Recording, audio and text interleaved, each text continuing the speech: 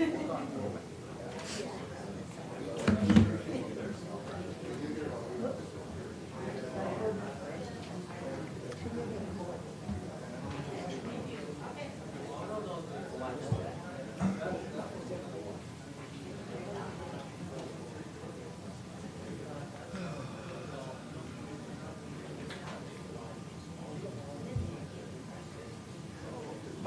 one through the line.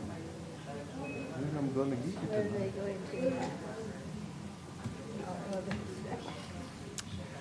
All right, we will return. Next on the agenda is consent items. An item may be removed from consent and discussed at the request of a member of the public or council member. Is there anyone on the council that would like a consent item removed for further discussion? All right, is there anyone in the public that would like an item removed from consent for further discussion or comment? Seeing none, will the city clerk please read the consent items? Yes, Mayor. Item 5, consider approving the minutes from the September 13th, 2022 council meeting. Item number 6, consider approving final adoption of ordinance 3749, amending section 12-4.202B2 of Article 2 of Chapter 4 of Title 12 of the Modesto Municipal Code relating to the use of parks and recreation areas and facilities to authorize the Director of Parks, Recreation, and Neighborhoods to set hours of operations for all parks, trails, green space, and rental facilities. Item number 7, consider an operating agreement in coordination with Stanislaus County for a digital freeway billboard at 1027 Emerald Avenue in county jurisdiction. Item number 8, consider authorizing submittal of Highway Safety Improvement Program grants. Item number 9, consider approving an on-call rental services agreement with NNS Tractor out of Turlock for 1 year with a 1-year extension option for an annual estimated amount of $75,000 and a total amount not to exceed $150,000 over 2 years. Item number 10, consider approving an agreement with Odell Engineers, Inc. to prepare the Tuolumne River Regional Park Master Plan update for an amount of $268,641 plus $32,237 for additional services if needed for an agreement total not to exceed $300,878. Item 11, consider approving the competitive bidding process from National Purchasing Partners, League of Oregon Cities with Park Associates, Inc., DBA Park Planet for the purchase and delivery of a sensory wall for the Awesome Spot Playground at Bayer Community Park for a cost not to exceed $172,400. Item number 12, consider authorizing payments not to exceed $160,000 to Belfour Property Restoration at Modesto and other vendors for emergency work related to the American Legion Hall fire remediation. Item number 13, consider approving a third amendment to the agreement with Wildan Inc. for traffic engineering services, increasing the amount by $15,000 from $255,000 for a new total amount of $270,000. Item 14, consider approving the plans and specs for the retroflective backplate and striping project, accepting the bid and awarding a contract to Tennyson Electric Inc. of Livermore, California in the amount of $566,317 and amending the fiscal year 2022-2023 CIP budget in the amount of $305,000. Item number 15, consider accepting the 2018-2019 sewer replacement project at Covina Avenue and Sutter Avenue and Neon Way intersection as complete, authorizing all necessary steps to file with the county recorder, releasing securities and releasing payments totaling $370,189 to Rolf Construction Company out of Atwater. Item 16, consider approving a wastewater rate adjustment for the dumping of septic waste. All right, may I have a motion to approve the consent calendar? Second. Consent items. All right, I have a motion from Councilmember Knoyer and a second from Councilmember Madrigal. Will the city clerk please call the roll? Councilmember Knoyer, Aye. Vice Mayor Wright, Aye. Councilmember Scutia-Brayton, Aye. Councilmember Madrigal, Aye. Councilmember Ricky, Aye. and Mayor Zwallen. Aye. Carries 6-0. Do any of the council members have any comments and reports? I do, Mayor. All right, Vice Mayor Wright. Thank you, Mayor. I had the privilege last week meeting a gentleman that was 105 years old, Roman Bridges, born August 14th, 1917. Great man. In fact, I thought he looked more like he was in his 80s than he did 105. And great guy had a lot of history on World War II, where he was at when Pearl Harbor was bombed. And I asked him what he contributed his long life to. And his comment was treating everyone the same as he would want to be treated. And you could tell that he was a black gentleman, African American, grew up in Alabama. He said he had some hardships, but he always wanted to treat people the way that he would want to be treated.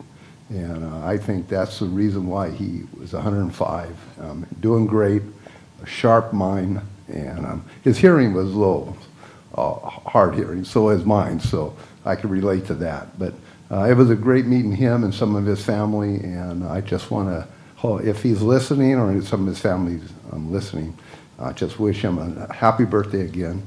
August 14th, 1917, Roman Bridges. Thank you. All right. Councilmember Ricky. Thanks, Mayor. I just wanted to start off talking a little bit about cruising. I agree with the Cruising Council that it's time to discuss lifting the cruising ban. The ban was put into effect, 30 years ago, and it was a very different place back then. Today, I think that cruising culture is an asset to our community, and I think it's time that it takes its place as kind of an honored piece of nostalgia, so to speak. And I'm looking forward to finding a way that we can discuss solutions for this and resolve it in a way that respects safety and culture and the diversity of our community. Another thing I want to talk about is that I feel like one of our responsibilities as council members is to try to make Modesto better every day. And I came up with this, I came across this concept that other communities are doing that I wanted to share tonight. It's called Garage Sale Day. And it's a day that's chosen, the city chooses a day, and then it generates a map. And then we all just kind of like set up garage sales and clean out our garages. We recycle stuff that may have been thrown away otherwise, and we all make a little bit of money. So it's pretty neat. And I think in times like this, with inflation and all that stuff, it's important. It'd be cool and it'd bring the community together. It's the kind of program that I'd like to run through the Culture Commission, but they haven't been meeting lately. So maybe we could put it through economic development or something, but I'm hopeful that I can get some staff direction kind of on the best place to explore this concept. Quality of life, culture, and community really matters. Thanks, Mayor. You're welcome. Councilmember Canoyer. Yes, I want to comment on something that probably many people have heard or seen. And the only reason why I'm bringing it up is because my name was specifically out of all the names were put on this flyer that was put in on doors, and it had to do saying we were against the new commission that was coming out that does full diversity, inclusion, and that we were really against this, and a book that how that's going on in the school system. And I want people to know I had nothing to do with that. In fact, none of us on the city council had anything to do with it. And the person that put it out, or if it's a group, they're cowards because they didn't put their name on it. So there's no way that we could trace it back to them. But anyway, this did not come from any of us. And it seems kind of strange that we would vote for something and then put out a flyer against what we had just voted on. So I wanted everybody to know that, because a lot of people don't go on Modesto Gov, which is kind of a shame, because you learn so much. And then there's a lot of people that don't get the newspaper because it's very expensive. So I thought it was just really important to bring this to realize that, please, if somebody leaves something on your door and it has the name of a council or somebody that they're commenting on what they're doing, make sure that that person is the one who did that. So, thank you. All right, Councilmember Escudilla Brayton. Thank you, Mayor. First of all, I just wish to thank absolutely everyone who took time away from their families to come and speak publicly and express their opinion. It's wonderful that you did that, and again, all your sentiments were heartfelt and heard by us. Thank you.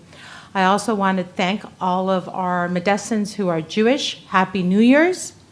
Today is the second day of Rosh Hashanah, which is New Year's. It marks not only the New Year celebration, but an opportunity to reflect and have some introspection and start off the new. So again, Happy New Year to everyone, in particular our Jewish family and friends in Modesto. Also, this past Friday, the mayor and I had a lovely opportunity to visit the largest tomato factory in the world. It's in our backyard. It employs 1,600 seasonal employees, 300 year-round employees, and it is our very own Stanislaus Food Products. So it is a company that has resided in Modesto for 80 years, and it's on H Street. So very cool tour. If you haven't visited, I encourage you to do so. Lastly, also, since we last met on September the 15th, we had a grand ribbon cutting opening an opening of Modesto State Route 132. This was a significant event. It was momentous because it celebrated the completion of Phase 1 of a project that has been in the making for 60 years, long time. It elevated the safety standards of a roadway that some used to refer to as Blood Alley. Many scary stories, I'm sure many of you can attest to, have occurred on that roadway. It improved this new route, this new 132, improves the region's ability to move locally grown and produced goods between markets, which is fantastic. And it leveraged our Measure L dollars to receive tens of millions in state and federal funding. And thus, it kept the promise made to voters in 2016, which was to be good stewards of the public's funding, in large part by utilizing the Measure L funding. It was this was a collaborative effort. It could not have been completed just by any one entity. It was well attended by all these collaborators and these partners. The Federal Highway Administration was there, California Transportation Commission was there, Department of Transportation was there, STANCOG policy board members were there, all county and city partners were in attendance, and of course we had public and community and neighbors attend for the ribbon cutting as well. This new 3.5 million expressway, miles, not million, I apologize. This new 3.5 mile expressway will not only relieve the traffic congestion, but provide a safer alternative to commuters, as well as over the next 30 years, will provide 16 million in emission reductions, $500 million in travel time savings, $100 million in operating costs, and $200 million in safety improvements. All very, very fantastic. SR 132 will be open to the public soon. Concludes my remarks. Thank you very much. Okay, Councilmember Madrigal. Thank you, Madam Mayor. I also participated in the State Highway 132 ribbon cutting event on September 15th after the last council meeting when we met. Was able to deliver some remarks in English and Spanish. Councilmember Escudilla Brayton did a really great job of summarizing a lot of the key points. The one thing that I just wanted to note is that in addition to all the things that this new State Highway 132 accomplished, it also was another demonstration of how our local government's investment in career technical education is providing more pathways to building and construction trades jobs that are also very much needed and pay really well and allow people here in this area an opportunity to live here and work here and, you know, support their families and whatnot. So wonderful, momentous occasion. And I just want to also take this opportunity to thank the neighborhoods, the Woodland West neighborhoods, and especially because this project cut through their neighborhood, and it is having an impact on their neighborhood, on their quality of life. And you know, I tried to do what we could to get the sound wall that they were asking for. I know that they're not going to give up advocating for that sound wall, and my hope is that the commitments that have been made publicly by some of our local officials to try to get that sound wall implemented in phase 2 of the Highway 132 project will come to fruition.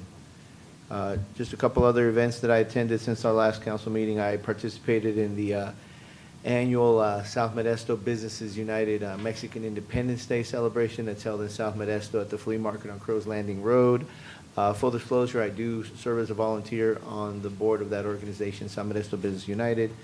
In addition to that, I also participated in the Mexican Independence Day celebration held at a local small business in West Modesto called Guayabito's Mexican Restaurant, and was happy and proud to be there to help manage the festivities because the owner had to go to the hospital and was hospitalized for a couple of days. She's doing well now, but happy to come together in that time of need.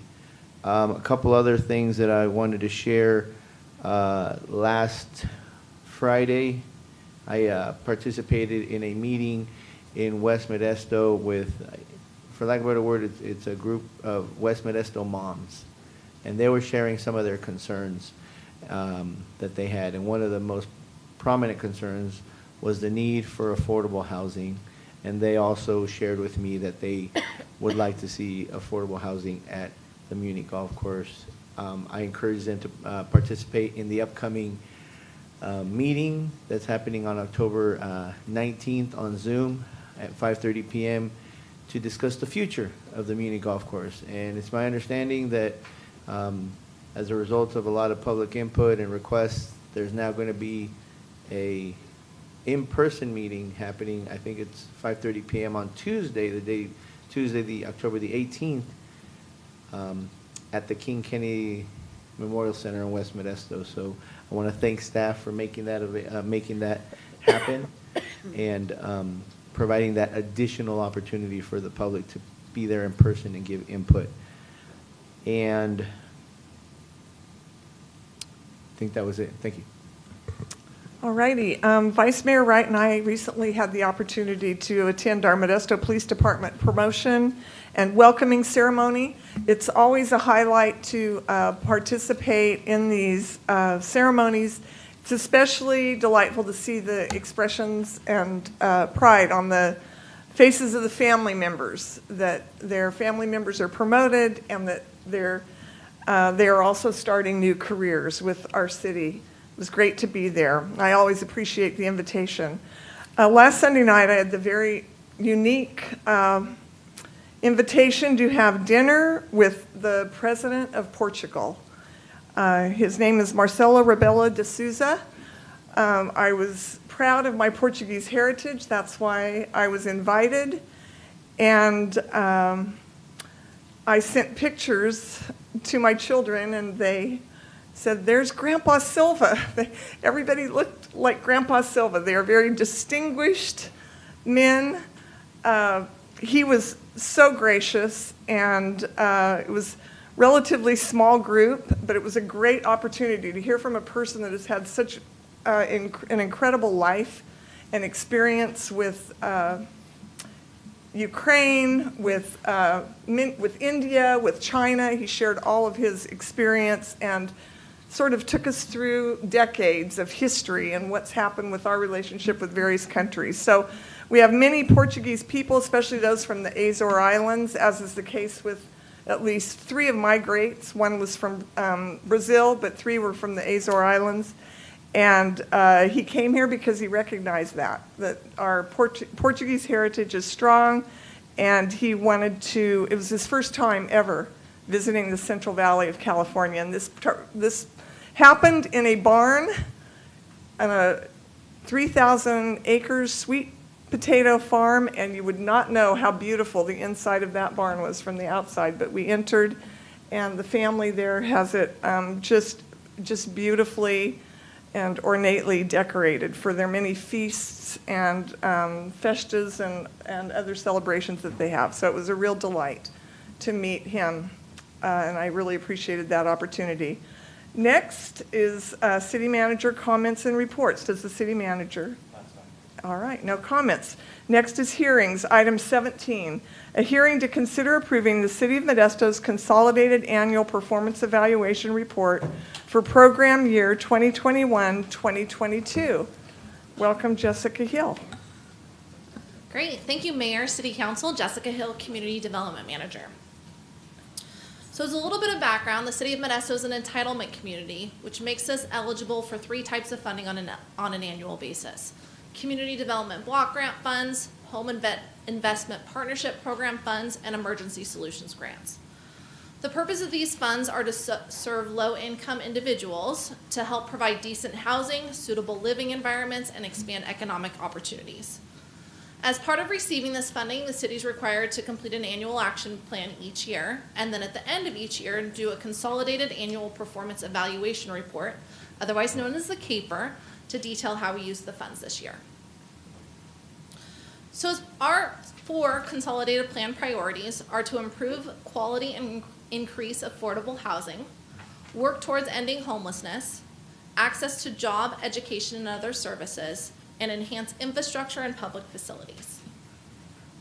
So for 21-22, the City of Modesto not only received traditional CDBG funding, we received CARES CDBG funding. And so we received about a total of $4.2 million. We were able to expend 3.7 and serve over 2,000 households.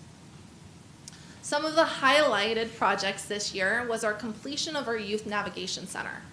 So this Youth Navigation Center is a navigation center for homeless youth. It also provides 8 beds for youth 13 to 17, 24 low barrier beds for youth 18 to 24, and as well as transitional housing for those 18 to 24. And in the first 60 days of operation, it served 53 individuals. Another highlighted program this year through CDBG was our owner-occupied rehabilitation program. So we were able to serve 10 households with a little over $269,000. Some of the repairs included health and safety repairs, HVAC system, roofing, electrical, and ADA accessibility. Next up is our ESG funding. So for our ESG funding, we received both traditional ESG and our CARES allocation for a little over $4 million. This year we spent over $3 million and were able to serve over 4,200 households. Part of our successes were through our Camp to Home program, which offers a path to self-sufficiency for homeless individuals through outreach, shelter, job training, permanent employment, and permanent housing. As part of our outreach component, the city helped fund our chat team for a total allocation of $500,000, as well as for our Center for Human Services Youth Street Outreach. For both of our outreach components, they were able to serve 546 unique individuals in our community. Here's just another picture of our homeless dashboard that's posted on our website that shows some of the services they've given the community. So they were able to serve 314 individuals with vital documents, 843 touches of case management, as well as 72 with health services. Next up is shelter. So for shelter, we were able to help the Barbarian Shelter, Salvation Army, and the Havens Women's Shelter. And in a combination of both shelter activities, we were able to serve 3,861 unique individuals. For our job training and permanent employment, we were able to support the Downtown Streets team, who served a total team members of 92 during the year, and were able to employ 27 of those. From those who were employed, they were able to permanently house 24 with our rapid rehousing program. Lastly is our home investment partnerships program, where we were awarded $940,000 and were able to expend just above $1.7 million, and those helped produce 82 units in production. So one of the highlights, which will be also reported next year because it'll be completed in early 2023, is Archway Commons. Phase 2 is nearing completion. It's 72 units for both families and seniors. As part of our CAPER process, we have a citizen participation plan where we reach out to our community to ensure we let them all know about the successes each year. So here is a breakdown of our community outreach. We attended a couple neighborhood meetings, our local community system of care, and our Stanislaus Homeless Alliance. Following this meeting today, if it's approved by council, we'll submit to HUD tomorrow and ensure we meet our September 30th deadline. And with that, I'm happy to answer any questions. All right, thank you again, Jessica, for a great report. Are there any questions from council members? And I see Councilmember Canoyer. Yes, is that on? Very good report. I always love to hear that people in need are taken care of. I was just curious, on the amount that's left over from like the CBD funds, like $1 million that you didn't spend, or close to that, where does that go? We will I mean, continue to both. spend it in the next fiscal year. So we have it programmed to be spent this next year. Okay, so they don't, I know at one time if we didn't use up all our money, they didn't look good on it. So it's budgeted in the next year. Correct. And we're currently meeting all of our funding deadlines. Okay, thank you very much. You're welcome. All right, any other questions from council members? Anyone online? Okay, just wanted to see if there was any hands. Seeing none, any comments from the public? Thank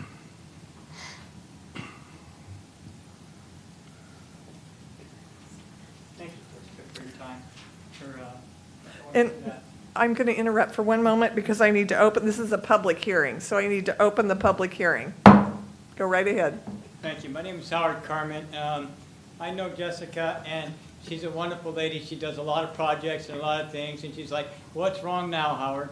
I would just like an explanation, and Jessica can better explain it and sum things up. I just want to put in a little pause here. Can you explain to me, the DST is involved with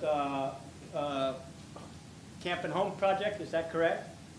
Yes. So if you can explain to them how we relate with DST and what we accomplish, and just sum that up in a small thing, and with the Camp at Home. My question is, it's been changed because it used to be you must be employable and you must be at a shelter and you must, one other requirement I forgot, something to funds or whatever, or I'm not sure, but she can probably sum all that up real quick, a lot easier than I can. So those was my question. And why are the requirements are changing?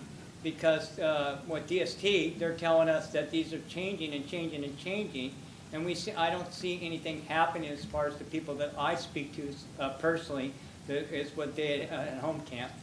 And they're receiving also funds to a lot of people that I know that has not moved or advanced in stipends. And they put it into one program. So she could probably sum up most of this and clear it all. All right, thank you. Thank you, Howard. So Howard talked about our Downtown Streets team, and our Downtown Streets team has 2 separate teams now. And one of those teams had to be someone who came from shelter, and it was due to our funding restrictions of the funding utilized for that. What Howard's touching on, too, is our new MOU that we're working with Downtown Streets team for the next 3 years. And so we're able to use more flexible funding to that and serve more homeless individuals without the restrictions we had in the past. So Downtown Streets teams does assist with job training. They also assist with getting the homeless individuals their vital documents, as well as connection to different health services, mental health services, and resume building. All right. Thank you. Any other elaborate on what they? Sure. I was just wondering why DST made this decision. You know, people will get on what's called a waiting list and everything, and the Camp at Home program works the same. It was two different identities that was separated, and both of them get on. Now what DST has told and said us and threw us the surprise is that they did away with that program, and that it's merged into one with the DST. And I think that puts the waiting list longer, and I think it complicates things because people who unexpectedly don't get the results that they wanted. So maybe she might have some more information on that because she attends the meetings. All right. So I think it would be good if Howard and I had a conversation offline. All right. To discuss that and work through those logistics with downtown. Okay, Streets. great. Thank you very much. Is there anyone else from the public that would like to speak regarding this item, item 17?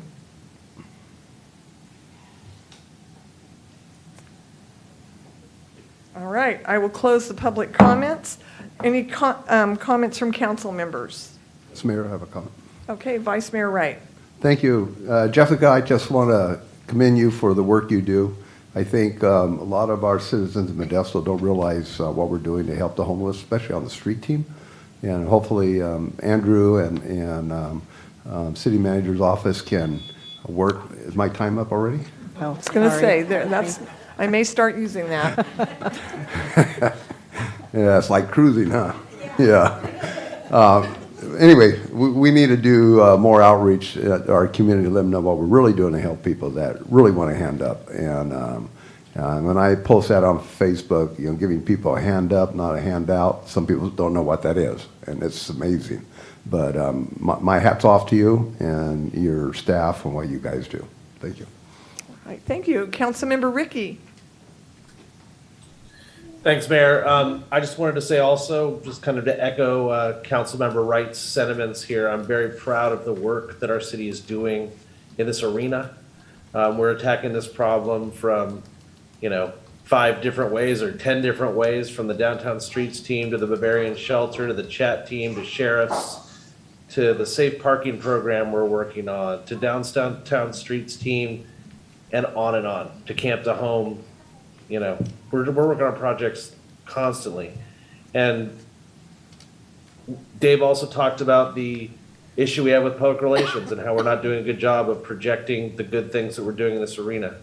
We need to do that. We also need to continue to push forward because this problem is still there and there's still a lot of more work to do. So I want to just really applaud Jessica and her team for the work they're doing. They're doing amazing work. And I just want you guys to know that you have our support, our council support to try to keep pushing through and get us to where we need to be. All right, thank you. Do I have a motion for a resolution approving the resolution approving the City of Modesto's consolidated annual performance evaluation report from program year 2021-2022 and authorizing the city manager or his designee to sign the required documents for submittal to the U.S. Department of Housing and Urban Development? I have a motion. Second. From Councilmember Madrigal and a second from Vice Mayor Wright. Will the city clerk please call the roll for this item? Councilmember Canoyer. Aye. Vice Mayor Wright. Aye. Councilmember Scutia-Brayton. Aye. Councilmember Madrigal. Aye. Councilmember Ricky. Aye. And Mayor Zwellen. Aye, carries 6-0.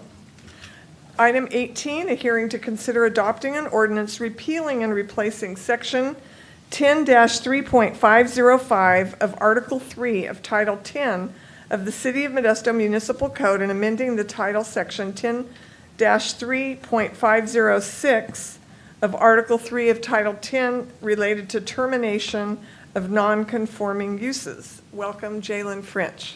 Thank you, Mayor. Good evening, members of the council and Mayor. Jalen French, as was mentioned, Director of Community and Economic Development. The item before you, as was read, is an ordinance. It is a municipal code amendment regarding amortization or the termination of non-conforming uses after a rezone.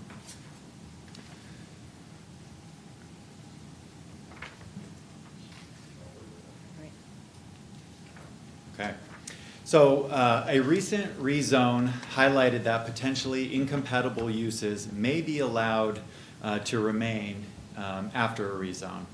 These holdover uses can create unsafe conditions, disharmony with planned and desired uses, and make future uses financially unviable. So to eliminate the negative impacts associated with non-conforming uses, staff has drafted an amortization or termination of use ordinance. So what is amortization? Amortization allows the city to regulate termination of a land use that is no longer compatible with surrounding uses at the expiration of a specified period of time. So as drafted, the ordinance updates the city's policies in regards to non-conforming uses. The ordinance provides a period of time to find an alternate location or to recoup the investment, allowing 6 months with a potential 6-month extension through approval of a hearing officer based on financial or other factors. It does exempt certain uses, including historical uses, religious uses, or residential uses that are mostly compatible. And the failure to terminate by the business or the use, the failure to terminate a non-conforming use would constitute a public nuisance and would be subject to enforcement or abatement provisions already specified in the code. So, staff's recommendation, motion introducing and waiving the first reading of an ordinance repealing and replacing the section that was previous read in regards to termination of non-conforming uses. So I would be happy to answer any questions you may have. All right, does council have any questions of staff? I I do. see Vice Mayor Wright. Thank you, Jay. So would this affect a business, let's say we had Phillips Lighting here today, and they've been here for 75 years. And would this affect a business like that? If everything around them started changing, would this new ordinance affect them? Yeah, it's not targeting businesses, but uses, and uses that are incompatible. So you mentioned that center. That center is retail. If for some reason the underlying use of that area was rezoned, which I couldn't foresee happening, then if they were inconsistent, then it would affect the uses, it would affect the land uses that are inconsistent. So it would affect the current occupancy, or would it affect a new owner that came in and bought the business, or both? It would, again, it's not targeting a business, but incompatible uses, but it would affect the business, give it 6 months after the time that the rezone was effective. Okay, thank you. All right, any other questions from council members? Seeing none, I'll now open the public hearing.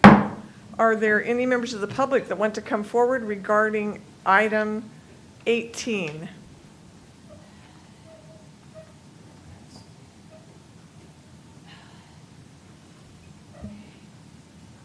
Hurt like bad to walk down here, so what with this? My name's Loretta Card. Yes, I do want to know something. You need to speak into the microphone So you guys so can hear- everyone can hear Nobody you. else can hear anybody. We can't hear molasses back there. And nobody, including you, ever puts their phone. Can you tell everyone could not wait for that moment? Okay, nobody's here so I can say it. Anyway, truthfully, what I want to know then, what they're speaking of this kind of stuff, are you going to be changing areas all over town? All right. Because No, I know That's that's not the case, but he can address this. that's why I'm wondering if that, because he mentioned houses and businesses, right? Because I couldn't halfway hear him back there, you know, understand the whole thing. Okay. So I want to know, is that coming in on houses and buildings? Jalen, I'll let you explain that. I really understood it very well this time, so. Well, I'm not smart like you. Well, no, it's taken a while, but I did get it. Sure. So no, the city through this ordinance or otherwise will not be changing uses all over the city or really anywhere. What this pertains to is if after a rezone, there are incompatible uses, non-conforming uses, this would allow the city to regulate the termination of those use. So this use does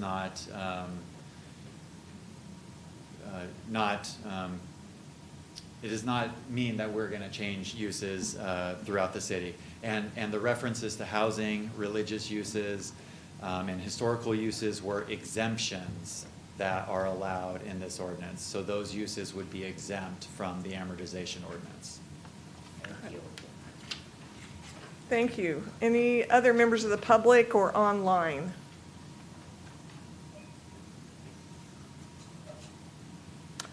Seeing none, I will close the public comment period and ask council members for further comment.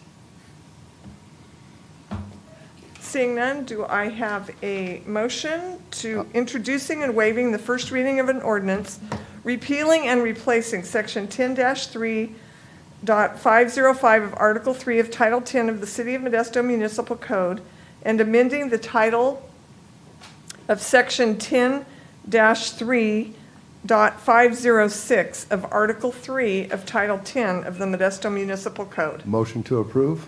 I have a motion by Vice Mayor Wright. Second by Councilmember Escutia Brayton. Will the clerk please call the roll? Councilmember Canoyer. Aye. Vice Mayor Wright. Aye. Councilmember Scutia Brayton. Aye. Councilmember Madrigal. Aye. Councilmember Ricky. Aye. And Mayor Zwellen. Aye. Carries 6-0. Are there any matters too late for the agenda?